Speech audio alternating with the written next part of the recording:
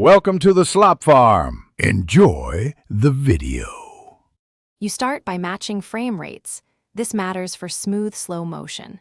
Import your clip into the editor and set the timeline to the source FPS so the software interprets frames correctly. Once done, create a duplicate of the clip to preserve the original. Make an initial cut where you want slow motion to begin and end, then move that segment to its own track. This gets you into the process fast and avoids mistakes later when you retime or apply motion interpolation. Now you slow the clip. Select the segment and apply a speed change.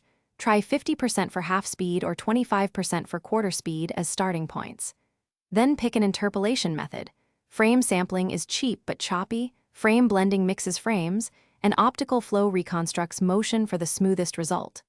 Once chosen, scrub the timeline to inspect artifacts and add slight speed ramps, add in slash-out points to mask abrupt changes. Make sure to preview at full resolution so interpolation quality is visible, and adjust settings accordingly.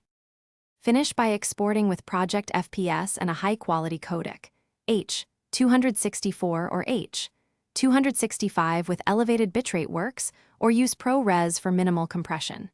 Make sure audio is handled. Either preserve pitch when slowing or detach and retime it to avoid chipmunk effects.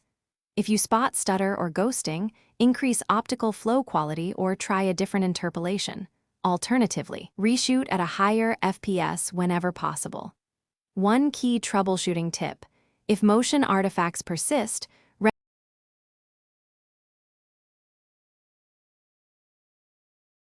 Thanks for watching. Consider subscribing if we helped you today.